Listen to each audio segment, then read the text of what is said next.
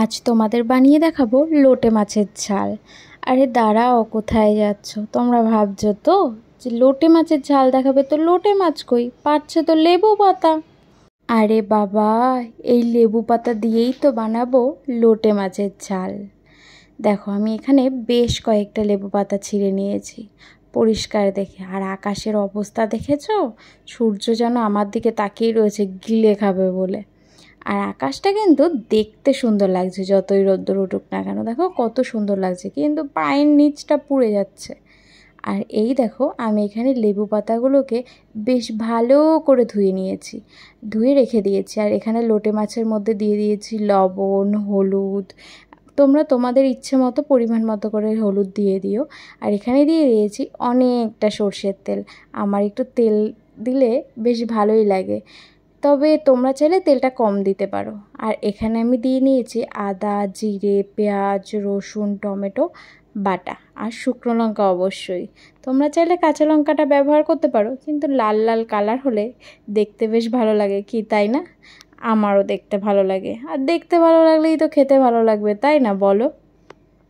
দেখো, এখানে আমি ভালো করে এটাকে মিশিয়ে নিচ্ছি। এক হাতে ফোন ধরে রেখেছি, আরেক হাতে মেশাচ্ছি, তাই আমি ভালো করে মেশাতে পারছি না। চলো, আমি এখন ফোনটাকে রেখে দিই। রেখে দিয়ে এই মশলাটাকে ভালো করে মাছের সাথে মিশিয়ে নিই। দেখো, এখানে মশলাটা মাছের সাথে ভালো করে মেশানো হয়ে গেছে। দেখতে কি সুন্দর লাগছে না? আর এখানে আমি এই মাছটাকে এখন ঢাকা দিয়ে বেশ কিছুক্ষণের জন্য ফ্রিজে রেখে দেবো। তোমরা চাইলে ফ্রিজে নাও রাখতে পারো, আমি ফ্রিজে রেখেছি কারণ মশলাটা না ভালো করে মাছের সাথে গায়ে মিশে যায়। আর মাছগুলো বেশ একটু হালকা শক্ত শক্ত হলে না আর ভাঙে না। তোমরা তোমাদের ইচ্ছে মতো করতে পারো, নাও রাখতে পারো ফ্রিজে। আর এখানে আমি কড়াইতে তেল গরম করে দিয়ে দিয়েছি শুকনো লঙ্কা, তেজপাতা, গোটা জিরে।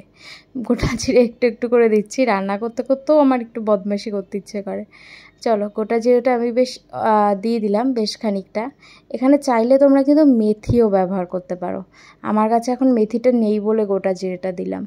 আর এখন আমি দেখো একটা একটা করে মাছ দিয়ে দেবো কড়াইতে। এখানে দেখো সব কটা মাছকে আমি কড়াইতে তেলের মধ্যে দিয়ে দিয়েছি, মাছগুলো ভাজা হচ্ছে। আমি কিন্তু এই ঝোলটা দিইনি, মশলা মাখানোর যে জলটা ছিল সেটা কিন্তু দিইনি, শুধু মাছগুলো তুলে দিয়ে দিয়েছি।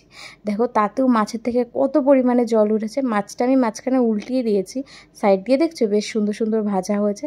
এখন আমি এই মশলাটাকে দিয়ে দেবো ভালো করে, দিয়ে আবার একটু নাড়াচাড়া দিয়ে নেব।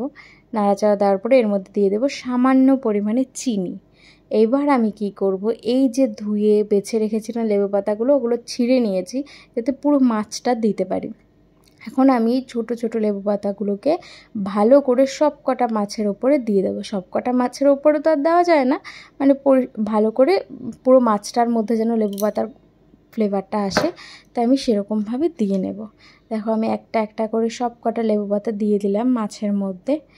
এইবার আমি কি করব, এখানে কিন্তু তোমরা আরেকটা কথা বলে রাখি, এখানে তোমরা ধনেপাতা ব্যবহার করতে পারো। ধনেপাতাটা যেহেতু আমাদের কাছে সবসময় থাকে না, সেই কারণে আমি এখানে লেবু পাতাটা দিলাম। তবে হ্যাঁ, ধনেপাতার ফ্লেভার আলাদা, লেবু পাতার ফ্লেভার আলাদা। তো আমার কাছে যেহেতু ধনেপাতা নেই, তাই আমি লেবু পাতার ফ্লেভারটাই বেছে নিলাম। আর এখানে দেখো মাছটা কিন্তু রেডি হয়ে গেছে নামানোর আগের অবস্থা। আর এখানে দেখো আমি মাছটাকে নামিয়ে নিয়েছি। দেখো দেখতে কেমন